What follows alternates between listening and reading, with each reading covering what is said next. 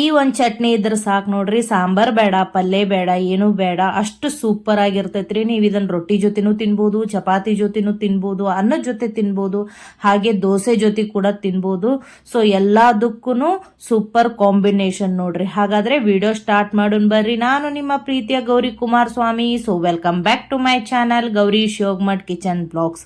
ಯಾರೆಲ್ಲ ಹೊಸದಾಗಿ ನನ್ನ ಚಾನಲ್ ಅನ್ನ ನೋಡಾಕತ್ತಿರಲ್ಲ, ದಯವಿಟ್ಟು ನನ್ನ ಚಾನಲ್ ಅನ್ನ ಸ್ಕಿಪ್ ಮಾಡದೆ ಪೂರ್ತಿ ವಿಡಿಯೋ ನೋಡ್ರಿ. ಅದೇ ರೀತಿ ಸಬ್ಸ್ಕ್ರೈಬ್ ಮಾಡೋದನ್ನ ಮರಿಬೇಡ್ರಿ. ಬೆಲ್ ಐಕಾನ್ ಅನ್ನ ಒತ್ತಿ. ಹಾಗೆ ಒತ್ತಿದಾಗ ಮಾತ್ರ ನಾನು ಹಾಕುವಂತ ಹೊಸ ವಿಡಿಯೋಗಳ ನೋಟಿಫಿಕೇಶನ್ ನಿಮಗೆ ಬರ್ತಾವು. ಅದೇ ರೀತಿ ನನ್ನ ಇನ್ಸ್ಟಾಗ್ರಾಮ್ ಪೇಜು, ಫೇಸ್ಬುಕ್ ಪೇಜನ್ನು ಫಾಲೋ ಮಾಡ್ರಿ.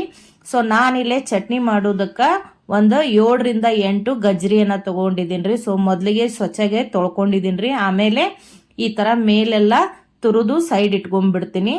ಸೊ ಗಜ್ರಿಯಿಂದ ನಮ್ಗೆ ಬಹಳಷ್ಟು ಉಪಯೋಗಗಳದಾವ ನೋಡ್ರಿ. ಯಾಕಂದ್ರೆ ಇದ್ರೊಳಗೆ ವಿಟಮಿನ್ ಎ ಹೇರಳವಾಗಿರ್ತೈತಿ. ಸೊ ಕಣ್ಣಿನ ಸಮಸ್ಯೆ ಇದ್ದವರಿಗೆ ತುಂಬಾನೇ ಒಳ್ಳೆಯದು.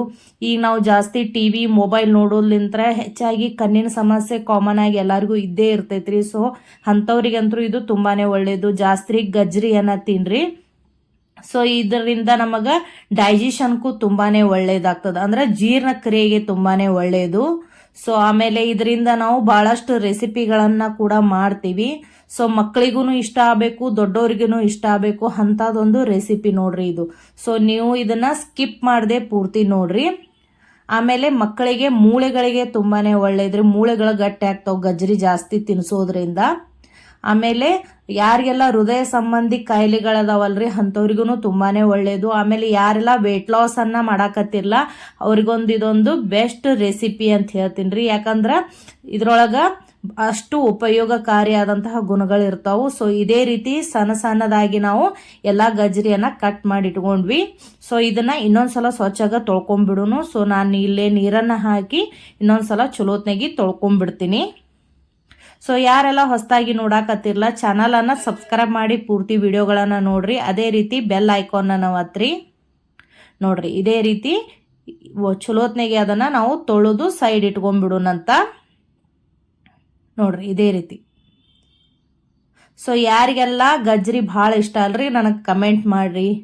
ಆಮೇಲೆ ಈ ರೆಸಿಪಿನ ನೋಡ್ರಿ ಒಂದ್ಸಲ ಖಂಡಿತ ಟ್ರೈ ಮಾಡ್ರಿ. ತುಂಬಾನೇ ರುಚಿಯಾಗಿರ್ತೈತಿ. ಬಿಸಿ ಬಿಸಿ ರೊಟ್ಟಿ ಚಪಾತಿ ಜೊತೆ ನೀವು ತುಪ್ಪ ಹಾಕೊಂಡು ತಿಂದ್ರೆ ಮಾತ್ರ ಸೂಪರ್ ಆಗಿರ್ತೈತಿ ನೋಡ್ರಿ. ಸೊ ತೊಳೆದಂತಹ ಎಲ್ಲ ಗಜ್ರಿಯನ್ನ ನಾನಿಲ್ಲೇ ಒಂದು ಪ್ಲೇಟ್ನಾಗ ಇಟ್ಕೊಂಡಿನಿ.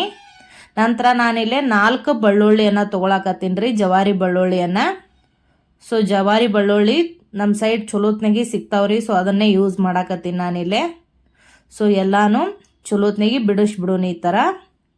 ಸೊ ಒಂದೊಂದು ಬೆಳ್ಳುಳ್ಳಿಯನ್ನ ತೆಗೆದಿಟ್ಕೊಳಕತ್ತೀನಿ ನಾನು. ಸೊ ನಿಮಗೆ ನನ್ನ ವಿಡಿಯೋಗಳು ಇಷ್ಟ ಆಗಾಕತ್ತಿತ್ತಂದ್ರೆ ಹೇಗೆ ಬರಾಕತ್ತಾವಂತ ಕಮೆಂಟ್ ಮಾಡಿ ತಿಳಿಸ್ರಿ. ಸೊ ಇವಾಗ ಒಂದು ಗ್ಯಾಸ್ ಮೇಲೆ ಪಾತ್ರೆನ ಇಟ್ಕೊಂಡಿದ್ದೀನಿ ರೀ. ಅದಕ್ಕೆ 2 ಸ್ಪೂನು ಎಣ್ಣೆ ಹಾಕೊಳಕತ್ತೀನಿ ನಾನು. ಅದಕ್ಕೆ 1 ಸ್ಪೂನು ಜೀರಿಗೆ ಹಾಕೋತೀನಿ. ನಂತರ 1 ಸ್ಪೂನ್ನಷ್ಟು ಸಾಸಿವೆನ ಹಾಕೋತೀನಿ ರೀ. ಆಮೇಲೆ ಸ್ವಲ್ಪ ಉದ್ದಿನ ಬೇಳೆಯನ್ನು ಹಾಕೊಳ್ಳೋಣ. ಸೊ ಎಣ್ಣೆ ಒಳಗೆ ಎಲ್ಲಾನು ಚಲೋತ್ನಾಗಿ ಫ್ರೈ ಆಗ್ಬೇಕ್ರಿ.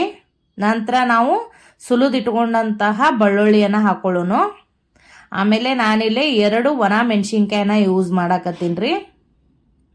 ಆಮೇಲೆ 2 ಹಸಿ ಮೆಣಸಿನ್ಕಾಯನ್ನು ಯೂಸ್ ಮಾಡಾಕತ್ತೀನಿ. ಸೊ ಖಾರ ಜಾಸ್ತಿ ಇಷ್ಟಪಡೋರು ಹೆಚ್ಚಿಗೆನೂ ಹಾಕೋಬಹುದು.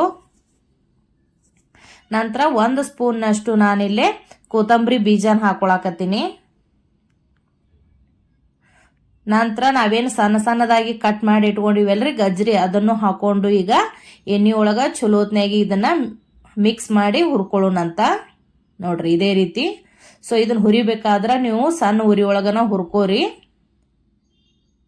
ಸೊ ಈ ಚಟ್ನಿ ಮಾತ್ರ ಸೂಪರ್ ಆಗಿತ್ತು ನೋಡ್ರಿ. ನಾ ಟ್ರೈ ಮಾಡಿದೆ, ನೀವು ಸಹ ಒಂದ್ಸಲ ಟ್ರೈ ಮಾಡ್ರಿ. ಹೇಗಿತ್ತು ಅಂತ ನನಗೆ ಕಮೆಂಟ್ ಮಾಡ್ರಿ. ನಾನಿಲ್ಲೇ ರುಚಿಗೆ ತಕ್ಕಷ್ಟು ಉಪ್ಪನ್ನ ಹಾಕೊಳಕತ್ತೀನಿ, ಸ್ವಲ್ಪ ಕೊತ್ತಂಬರಿಯನ್ನ ಹಾಕೊಳಕತ್ತೀನಿ. ಸೊ ಹಾಕಿದ ನಂತರ ಇನ್ನೊಂದ್ಸಲ ನಾನು ಮಿಕ್ಸ್ ಮಾಡ್ಕೊಂಡ್ಬಿಡ್ತೀನಿ ಈಗ. ನೋಡ್ರಿ ಇದೇ ತರ. ನಂತರ ಸ್ವಲ್ಪ ಹುಣಸೆ ಹಣ್ಣನ್ನ ಹಾಕೊಳಕತ್ತೀನಿ.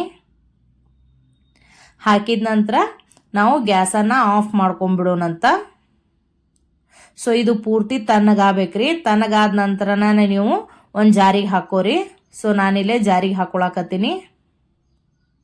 ಹಾಕಿದ ನಂತರ ಇದನ್ನು ನುಣ್ಣಗೆ ರುಬ್ಕೋರಿ. ಸೊ ಈ ರೆಸಿಪಿ ಮಾತ್ರ ಮನೇಲಿ ಎಲ್ಲರಿಗೂ ಇಷ್ಟ ಆಗ್ತದೆ. ಸೊ ಖಂಡಿತ ಟ್ರೈ ಮಾಡಿರಿ. ಮಳೆಗಾಲ ಆಗಿದ್ದರಿಂದ ಗಜ್ರಿ ಸಾಕಷ್ಟು ನಮಗೆ ಸಿಗ್ತಾವು. ಸೊ ಈ ರೆಸಿಪಿಯನ್ನು ಟ್ರೈ ಮಾಡಿ ಹೇಗಿತ್ತು ಅಂತ ನನಗೆ ಕಮೆಂಟ್ ಮೂಲಕ ತಿಳಿಸಿ ಹೇಳ್ರಿ. ನೋಡಿರಿ, ಸೊ ಚಟ್ನಿ ರೆಡಿ. ನೀವು ಇದನ್ನು ಬಿಸಿ ಬಿಸಿ ರೊಟ್ಟಿ, ಚಪಾತಿ, ಆಮೇಲೆ ಅನ್ನದ ಜೊತೆ ತುಪ್ಪ ಹಾಕೊಂಡು ತಿಂದ್ರೆ ಸೂಪರ್ ಕಾಂಬಿನೇಷನ್ ನೋಡ್ರಿ, ಆರೋಗ್ಯಕಾರಿ ಕೂಡ.